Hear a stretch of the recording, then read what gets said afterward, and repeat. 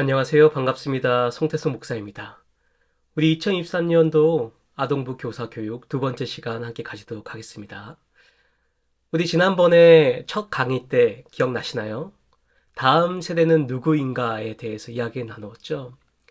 우리 세대가 어떤 세대인지를 알고 또 그들의 중요성, 또 어떻게 다음 세대를 준비할 것인지, 또 우리의 자녀들이 바로 그 하나님의 세대들이다라는 것에 대해서 이야기 나누었습니다. 오늘 두 번째 시간에서는요, 다음 세대의 위기와 그 원인에 대해서 함께 이야기를 나누고자 합니다. 두 번째 시간이고요. 57페이지부터 85페이지까지 책을 좀 읽어보시면서요, 오늘 강의를 들으신다면 더 잘 이해가 되지 않으실까라고 생각이 듭니다. 우리 선생님도 어렵지 않게 잘 따라오고 계시죠? 지난번 우리 숙제도 강의도 잘 마치셨을 거라고 생각이 듭니다. 우리 올 한 해 하나님께서 이 시간을 통해서 주시고자 하는 은혜들이 있을 거예요. 꼭 빠지지 마시고 잘 강의 참석하시는 우리 교사들이 되시기를 부탁드립니다. 다음 세대의 위기. 위기 맞죠? 우리 오래전부터, 10년, 20년 전부터 다음 세대 위기다라고 얘기하고 왔는데, 더 이 위기가 더 심화되었다라는 것이죠. 그 원인이 뭐가 있을까요? 여기 책에서는 총 세 가지로 이야기 나옵니다. 교회 안에서의 위기가 있다라는 것이죠. 두 번째는 사회 속에서 드러난 다음 세대의 위기가 있습니다. 마지막으로 세 번째는요, 교회를 바라보는 주위의 시선들, 세상의 시선들이 있죠. 그 차가운 시선들, 왜 그렇게 되었을까 한번 생각해보는 오늘 시간 되도록 하겠습니다. 우리 다음 세대가 양적으로 많이 감소했습니다. 다음 세대가 줄었다는 것에 대해서 많이 알고 계시죠. 벌써 우리 아동부만 해도 많은 인원이 줄어들었죠. 교회 학교가 잘 운영되고 있느냐라는 이 설문 이 조사가 있었는데요. 절반은 운영하지 않는다라고 이야기를 했어요. 근데 그 퍼센테이지를 보면요, 더 심각한 것을 볼 수 있습니다. 우리 10명 이하 교회 학교가 운영되어지고 있다라는 속에서 10명 이하다라는 것이 대부분 절반 이상을 차지한다라는 것이에요. 그럼 20명 이하다. 그 중에서 또 한 15% 되고요. 30명 이하다. 난 한 10% 정도밖에 안 됩니다. 저희 아동부는 올 초에 10명 후반으로 시작했죠. 지금은 계약하고 해서 20명 후반대, 30명 초반 많게는 이렇게 나오고 있습니다. 저희는 지금 많이 나오고 있는 거예요. 교회 학교의 전체적인 학생 수도 많이 감소하고 있습니다. 1994년도에 예장 통합, 저희가 속해 있는 교단이죠. 65만 4천 명이었던 주일학교 학생 수가요. 지금 2021년도에는 33만 9천, 약 50%가 가까이 줄어들었다라는 것이죠. 이건 제가 개인적으로 말씀드리는 것이 아니라 교회의 전문가들이 말씀하고 있는 것이에요. 양보다 질이 중요하다는 말도 있습니다. 하지만 양이 있어야 질도 있게 되는 것입니다. 지금 한국 사회의 큰 문제점 가운데 하나가 인구가 줄어든다는 것이죠. 어떤 분들은 이야기합니다. 대한민국이 이렇게 작은 땅덩이에 사는데 5천만이라는 인구가 필요하냐. 한 3천만, 아니 그 절반만 되어도 충분하지 않겠냐라고 이야기합니다. 하지만 그것은 너무 편협된 시각인 것이죠. 대한민국을 유지하고 대한민국의 경제적인 이 부를 가질 수 있게 하는 큰 원동력 가운데 하나가 5천만이라는 인구가 있기 때문입니다. 이 시장이 계속 유지되기 위해서는 이만한 인구가 필요한 것이죠. 교회도 마찬가지입니다. 교회마다 좋은 예배당과 좋은 시설을 가지고 있습니다.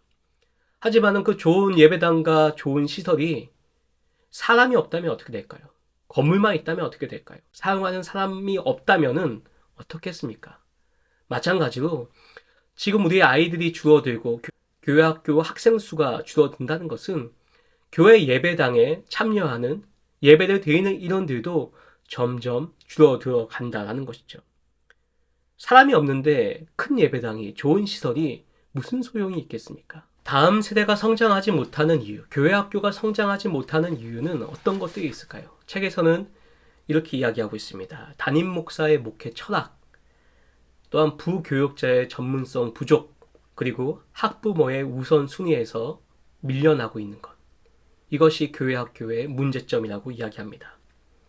일반 가정에서는 어떨까요?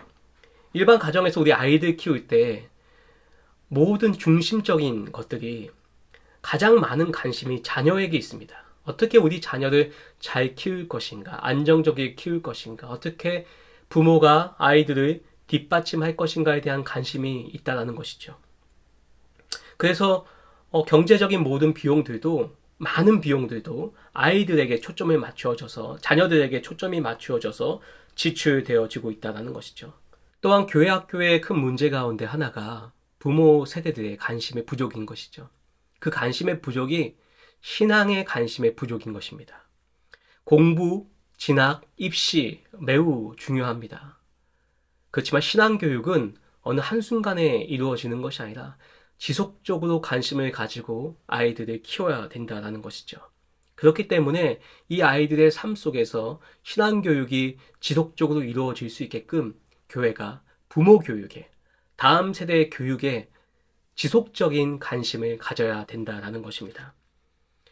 자녀들의 신앙 역시요, 부모님들의 영향을 많이 받게 되는 것이죠. 부모님들의 신앙 가운데 바로 서야 됩니다.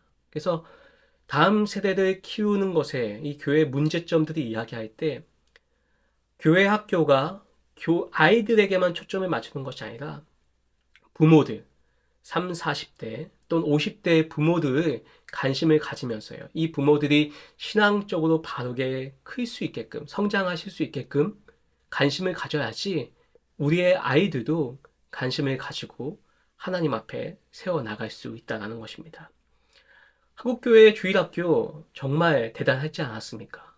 정말 아이들이 교회에 넘쳐났습니다. 동네에서 북치고 장구치면서 주일학교 또 성경학교 한다고 하면은 아이들이 우르르 몰려왔었죠. 지금 가끔씩 선교지 방문해 보면 아이들이 정말 구름대 같이 몰려오는 것을 볼 수가 있습니다. 정말 이 많은 아이들을 어떻게 가르칠까? 똑같은 사회인 것 같아요. 근데 시설이 부족하고 교사가 선교지엔 부족한 것이죠. 그러니까 아이들은 넘쳐납니다. 반면에 한국교회는 지금 그 어려움을 겪고 있는 것이죠. 한국교회 내부적인 문제, 우리가 가지고 있는 문제들은 무엇일까요? 여기 교재 68페이지에 보면은 5가지 이유를 말하고 있습니다. 첫 번째는요, 시간이 부족하다라는 것이죠. 일주일에 우리 아동부는 80분 정도의 시간을 사용하고 있습니다. 1시간을 채 사용하지 못하는 교회들도 많아요. 저희 아이들이 오면은 좀 최대한 같이 함께 하고 싶은 시간을 가지고자 하는데 사실 교회 여건상 그 이상의 시간을 가지는 것도 쉽지 않습니다. 두 번째 무엇입니까? 공간의 부족이죠. 주일학교 교육을 위한 우리 아동부는 아동부만을 위한 전용적인 공간을 확보하는 것이 쉽지 않습니다. 딱 그 70분, 80분의 시간을 쓰고 나면은 그 이후에는 함께 써야 되는 공간이 되는 것이죠. 이 또한 문제일 수 있을 것입니다. 세 번째는 교육 철학의 부재입니다.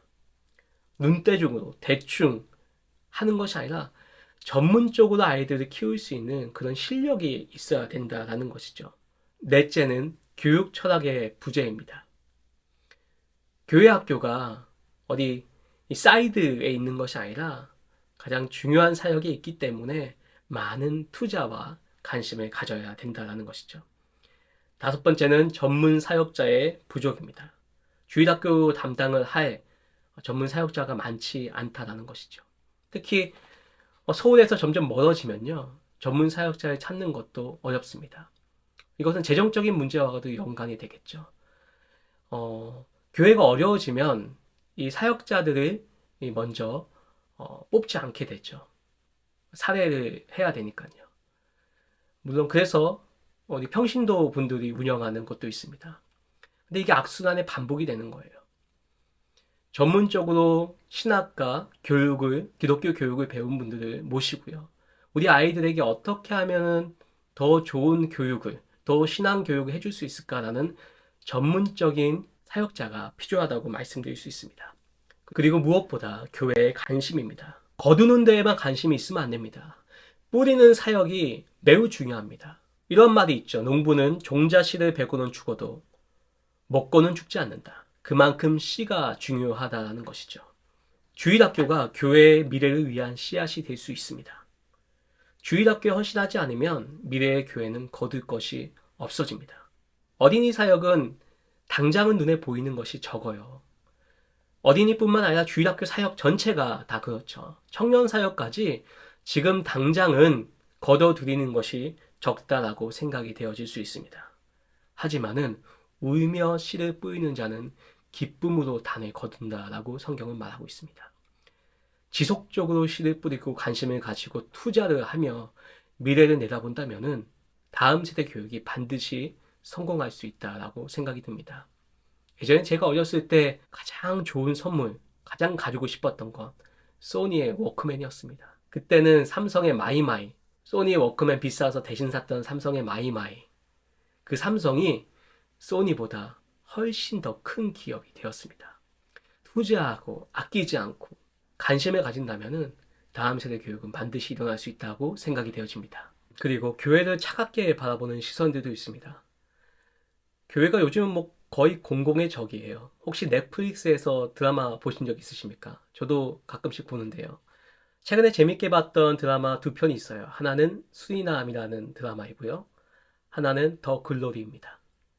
수리남에서 보면 항정민 그 배우가 목사로 나와요. 목사로 나오는데 마약왕입니다. 마약왕. 수리남에서 마약을 총괄하는 사람으로 나오는 것이죠. 물론 가짜 목사입니다. 제대로 된 신학 교육을 받지 않았고요. 그렇지만은 그런 모습이, 그런 이미지가 어떨까라는 생각을 드라마를 보면서 했어요.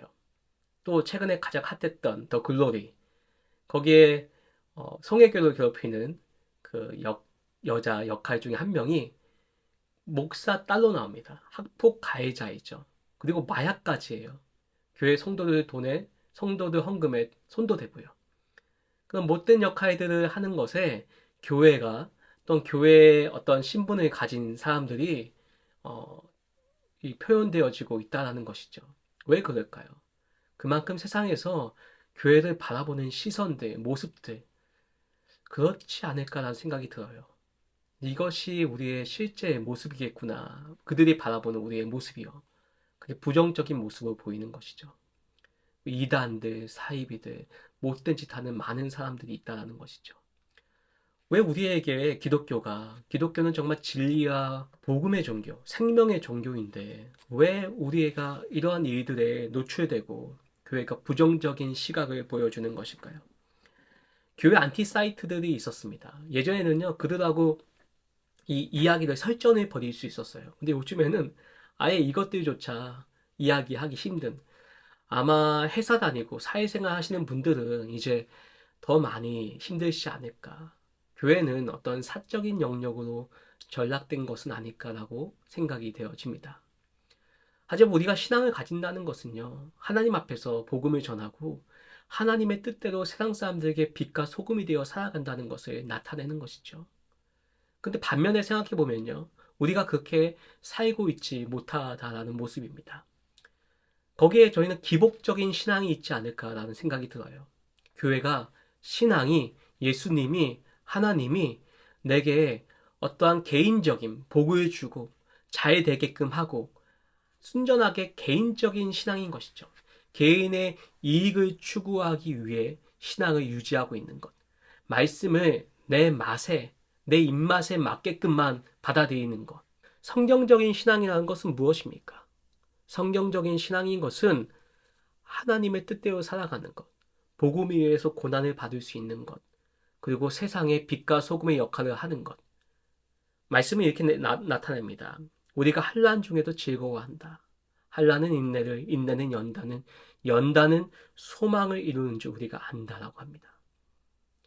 우리가 고통받고 고난받을 수 있음에도 기뻐하고 즐거워할 수 있는 자라는 것이죠. 거기에는 하나님의 큰 뜻이 있기 때문에 내가 지금 당장 잘 되고 잘 풀리고 명성을 얻고 그것이 중요한 것이 아니라 하나님의 뜻대로 살아가는 것이죠. 바울은 그래서 뭐라고 했습니까? 내가 복음을 위하여 예수 그리스도를 그것을 얻기 위하여 나머지 세상적인 것들은 다 배설물로 여긴다라고 표현하지 않았습니까? 내가 예수 그리스도 왜 믿습니까? 내가 예수 그리스도 왜 바라봅니까? 내가 왜 교회에 와서 기도하며 하나님 은혜를 사모합니까? 그것은 내 개인적인 차원의 것에 있는 것이 아니에요. 그것을 넘어서서 하나님 뜻대로 세상의 복음을 전하며 하나님의 자녀로 살아갈 수 있는 것, 바로 그것을 말하고 있는 것이죠. 우리 무책임한 기독교인들이 되어서는 안 됩니다. 세상과 똑같은 모습의 기준과 잣대를 가지고 있는 그리스도인이 되어서는 안 된다라는 것입니다. 우리가 세속화라는 말을 자주 씁니다. 교회가 세속화되었다. 전 세속화에서 세 가지를 이야기하고 싶어요. 하나는 물질주의인 것이죠. 물질주의가 팽배합니다. 더 이상 하나님께 묻지 않아도 되는 것이죠. 육체적인 만족과 쾌락이 최고인 것입니다. 영적인 하나님과의 만남, 영적인 평안과 위로, 그것보다 내게 지금 당장 주어지는 안락함들이 내게 더 가치 있다라고 느껴지는 것이죠. 우리가 영적인 존재임을, 육신의 것들은 쇠하고 사라져가는 것임을 기억하고 영적인 것에 더 관심을 가지고 하나님의 것에 더 관심을 가질 수 있는 우리 교사들이 되시기를 주님의 축복합니다. 또한 인본주의가 있을 거예요. 인본주의는 무엇입니까? 신본주의. 하나님 중심적인 것이 아니라 내가 하나님 앞에서 매일매일 살아가는 존재가 아니라 인간의 가치와 기준과 잣대를 가지고 살아간다는 것이죠. 세상의 영향력이 있고요. 하나님의 영향력이 있습니다. 저는 그 말을 좀 하고 싶어요. 세상의 기준, 세상의 영향력으로 살아가는 우리가 되어서는 안 됩니다. 성경이 말해주고 있는 기준과 가치관대로 살아갈 수 있는 능력이 우리 가운데 있어야 돼요. 고린도전서 1장 26절에 보면 바울은 이렇게 이야기합니다. 형제들아 너희들 부르심을 보라. 육체를 따라 지혜로운 자가 많지 아니하며 능한 자가 많지 아니하며 문보의 좋은 자가 많지 아니하도다. 하나님께서는 세상의 미련한 것들을 택하사 지혜 있는 자들을 부끄럽게 하려 하시고 세상의 약한 것들을 택하사 세상의 강한 것들을 부끄럽게 하려 하신다. 이는 아무 육체도 하나님 앞에서 자랑하지 못하게 하려 함이라. 우리가 있는 것들, 가진 것들, 또 우리가 추구하는 세상의 기준들, 세상의 스탠다드에 우리의 기준이 있는 것이 아니라 하나님의 기준으로 우리가 살아가는 자들임을, 그리고 하나님은 그러한 자들, 세상이 비록 없다라고 이야기하는 자들일지라도요, 하나님은 그러한 자들을 통하여서 하나님의 뜻을 이루어 나간다라는 것이죠. 어떤 세상적인 기준을 계속 가져오시면 안 돼요. 그 가치관으로 교회를 운영하거나 그 아이들을 바라보거나 신앙교육을 시킨다는 것은 잘못된 것입니다. 우리는 철저하게 어떻습니까? 신본주의, 인본주의가 아니라 하나님, 특별히 우리는 말씀에 따라서 성령의 인도하심을 따라서 그것이 하나님이 기뻐하시는 일이다라는 것이죠.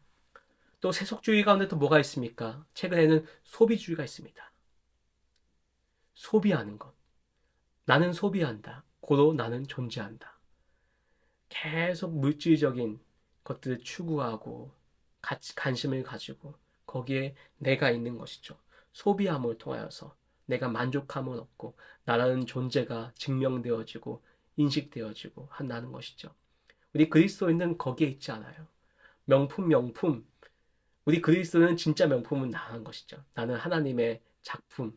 우리 아이들 찬양 가운데 그런 찬양 있지 않습니까? 나는 하나님의 작품.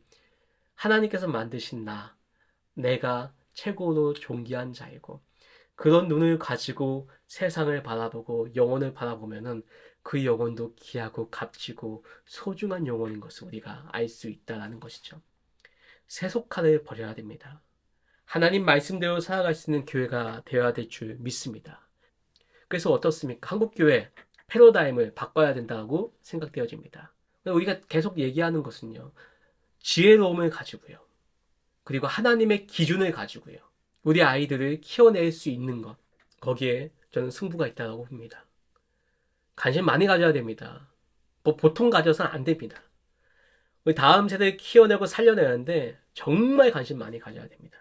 이것이 저와 우리 교사들의 사명이라고 생각이 되어집니다. 그래서 이 시간도 이 유튜브 강의를 보고 계시잖아요. 아이들을 위하여서 애써주시고 힘써주시고, 때로는 말 안 듣는 놈들도 품어주시고, 때로는 이 주머니도 여셔서 이렇게 섬기시는 모습 보면 늘 감동이 되고, 저도 더 잘해야 되겠다라는 생각이 듭니다. 우리 오늘 이 시간을 통하여서 한번 생각해 보셨으면 좋겠고요. 그리고 우리 함께 모여서 기도했으면 좋겠습니다. 하나님께서 우리를 더 선한 길로 인도해 줄 줄 믿습니다.